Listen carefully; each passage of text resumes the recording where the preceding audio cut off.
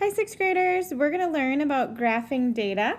So this would be the title of the top of your notes, and we are going to be creating and reading data via bar graphs and circle graphs. This week, we are having a new survey mini project that we are going to do. So today, you're going to watch this video, and at the end of this video is a list of questions that you're going to pick for your survey. You're going to post your question on the discussion board tomorrow and then answer other people's questions. So this week, the people that you're asking for your survey are going to be your classmates, and that's going to be through the discussion board tomorrow. Thursday, you're going to draw your bar graph, and you can get some extra credit if you want to do a circle graph as well. And then Friday, you're going to look over your graph and make corrections if needed, and then do a reflection.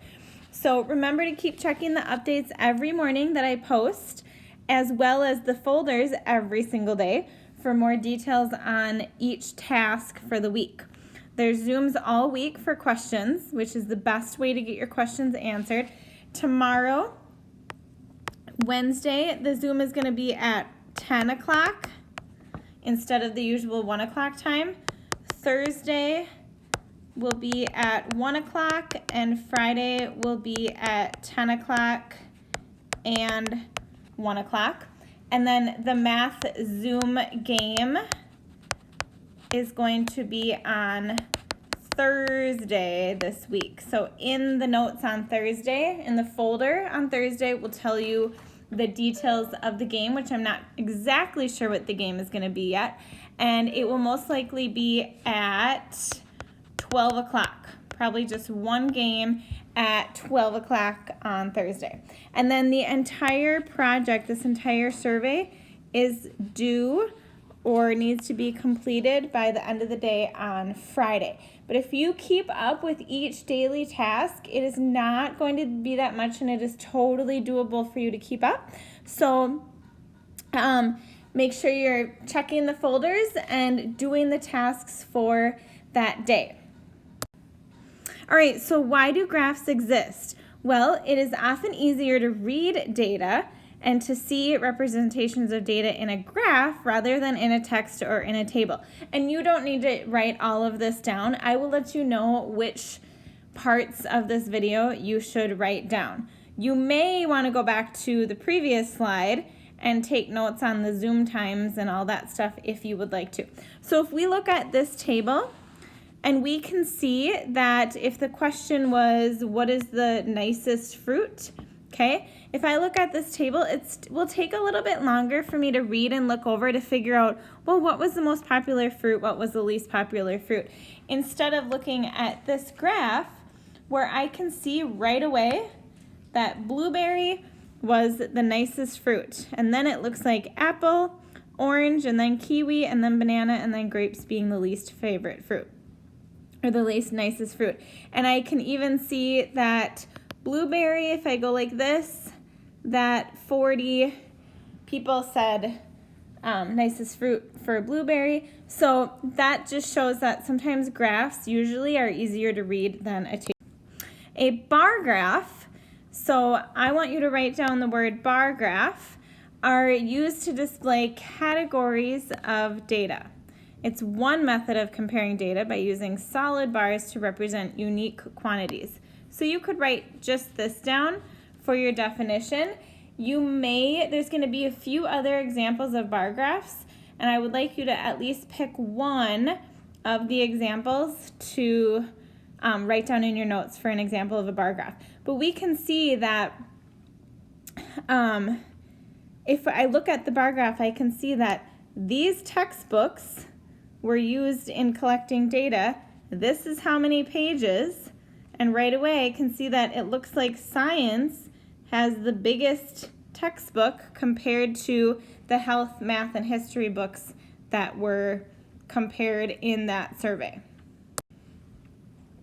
Okay, back to the nicest fruit one. So I found this bar graph, a picture of it, when I Googled bar graphs. So I didn't actually do this survey myself, but I'm still able to figure out everything that went down for this survey. I know what the survey question is because there is a title and it's telling me that they must have asked people what is the nicest fruit. I know what the choices are because I can see apple, orange, banana, kiwi, blueberry, and grapes. I can see how many total people were surveyed, and what I would have to do is I would have to look at the number of people per fruit so I can see 35, 30, 10, 25, 40, and 5, and then I could add all those up, and then I would know that is the total amount of people surveyed. I can see how many people liked which type of fruit, which I just labeled right here on each of these, because all I have to do is look at the bars where they match up with the numbers here, and that's how I can determine how many people liked them. I can tell which fruit was the most popular and which fruit was the least popular, like we said on a couple slides ago. Blueberry has the highest bar, grapes have the lowest bar, so therefore the most and least popular.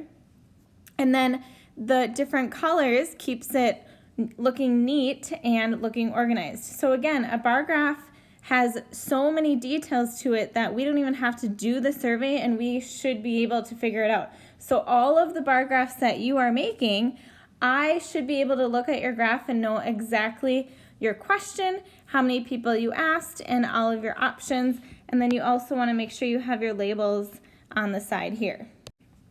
Here's another graph I found that has already labeled the bars for us, so then it's a little bit even easier for us to tell how many children were involved in which activities, and we can see right away by looking at the tallest bar and also by looking at the number of 40, seeing that music was the activity that most of the children were involved in, and cricket was the least amount of children involved in it. I would say the only thing that needs to be added is maybe to be more specific what group of children, like was it a group of 10-year-olds from Rosemont Elementary School?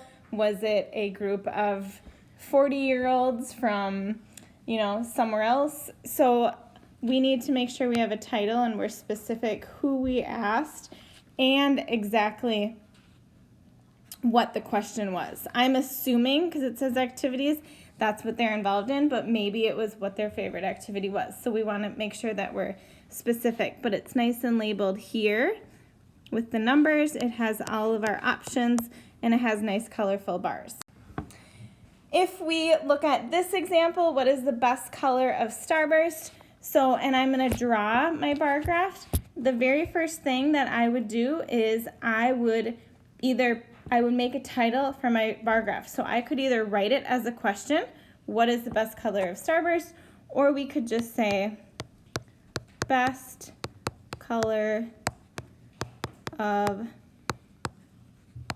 Starburst. And then I want to make sure that I have all of my options included. So I have yellow, orange, red, and pink. And I would definitely say pink. I love pink Starbursts.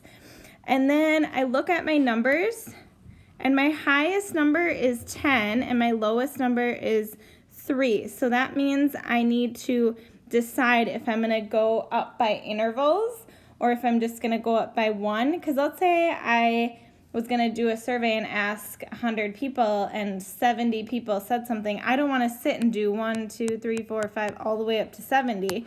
Then I would maybe go up by 5s or 10s or whatever.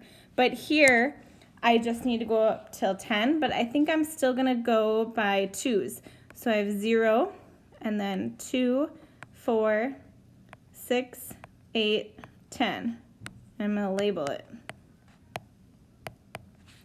And then on the side here, I'm going to put number of people, or you could say number of selections.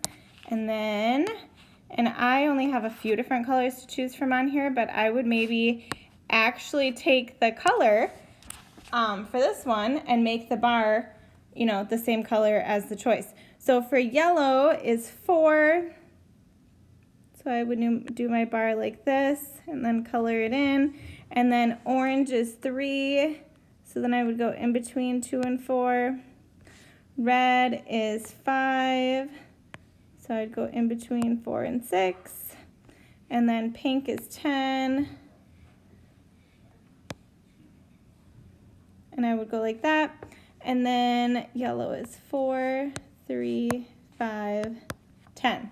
So then there is my bar graph. Oh, and we also need to add this on the bottom. The Starburst color options. All right, so we need to make sure that we have a title. The x-axis, that's the one. This is the x-axis. That's the one where we put the option choices, the Starburst or the activities. The y-axis, that's the one right here that we label with the numbers. Bars, of course, to show our data. And then we want each number labeled, however it would go, and then definitely neat and organized. So if you have colors at home, you can make sure that you try to do the bars different colors and nice and neat and all pretty and fun and fancy and all that. All right, so you can continue watching about circle graphs for extra credit so that you can draw your circle graph, or skip to the end of the video so that you can see the list of survey questions that you are going to choose from for your survey this week. You must go to that slide to see the list of questions. Circle graphs, as you can see, are based on percentages. So we still do a survey, we still take data, we change that data to percentages, and then we graph that way according to the percent. We figure out what percent of the graph matches the percentage of the data, and that's how we figure out the degree of the line that we make. So circle graphs are based on percentages. So circle graphs can be used to compare parts of a data set to the whole set. The percents in a circle graph add up to 100%. So a circle is 360 degrees, so 100% of a circle is 360 degrees. You use percents to find the equivalent section of a circle that the data should represent. So the way that we create a circle graph, well, first we need to find the percent of people that answered each option. So if I am going to give a survey and ask you, what's your favorite color? And I have yellow is 2, orange is 1, blue is 5, red is 1, and white is 1. So first, we're going to find the percent of people that answered each option. So I can see that I surveyed 10 people. 5, 7, 8, 9, 10. Yes, okay. So then yellow is 2/10 because 2 out of 10 people picked yellow. So 2/10 is 1/5, which is 0.2, which is 20%. I also could just take 1 and divide it by 5, and I would get 0.2, and then I would get 20%. Okay? Orange is 1/10. 1 divided by 10 is 0.1, which is 10%. Blue is 5, which is 5/10, which is 50%. Okay, so once I have all the percents, we find out what each percent out of 360 degrees equals. So then I'm going to take 50, so I'm just going to do this one. What I would do is, what is 50% of 360? 50%, remember we have to move it over, so 0.5 times 360 equals 180 degrees. Okay, then I would find 20% of 360, 10% of 360, and all the percents of all the favorite colors that I found. We're going to draw a circle and we're going to put a dot in the middle.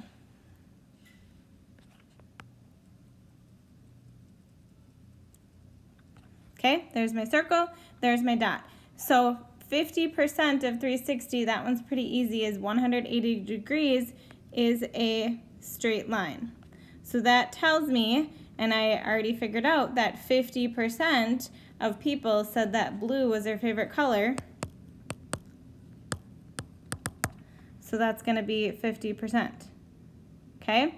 And then if we find 10, so let's say we did 10% of 360, which is going to be 36 degrees. Okay? If you have a protractor, you're going to use a protractor, or you're going to just kind of guesstimate.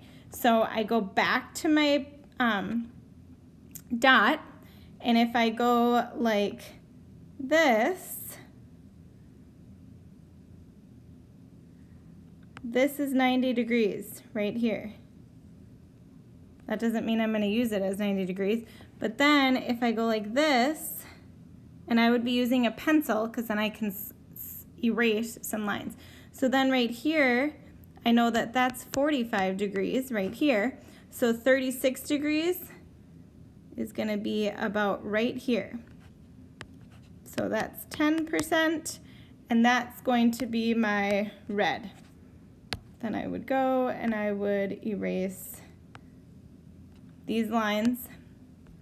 And then I would go start here, and let's say I need to do a 45-degree angle. Then I could go like this. Well, then this is my 45 degrees right here, and that would be my percentage there. Oops, now I'm making a mess of it. So when you're done, the whole circle should be filled up with all of your percents that equal 100% that also equal 360 degrees. So all of the degrees you find should equal 360.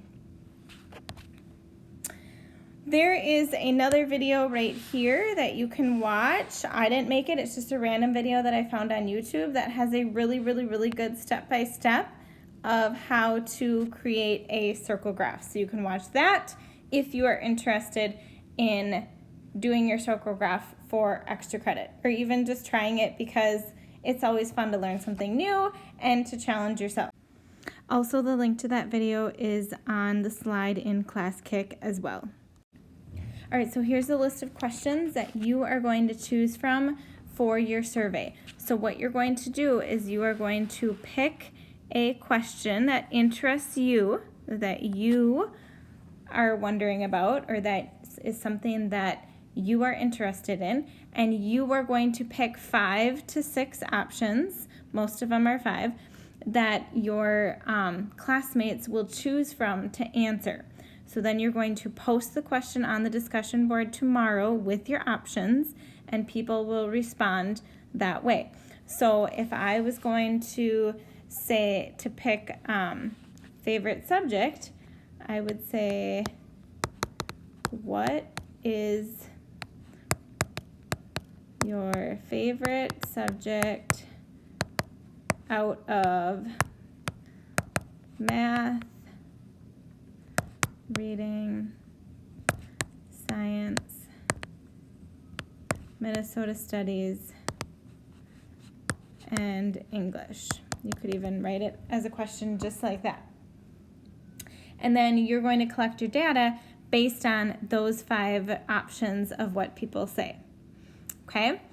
Remember, you will be doing this tomorrow on the discussion board. So today you're going to go into Classkick. You're going to post your question with your options, one of these questions, but you pick the options, onto slide 1 in Classkick. And you're not going to start collecting your data. You're going to start doing that tomorrow so we can get it with our classmates, and we're going to help each other out and respond to other people's questions so that everyone can get the data that we're all wanting and that we all need. If you have something else, you can email me and ask me, and I will let you know if I approve it or not. I would love for you to be creative, so feel free to reach out and ask me if you would like. So here's your reminder. You're collecting your data tomorrow. If you cannot get into Classkick, let me know ASAP. The code is in the folder for today. Have a great day.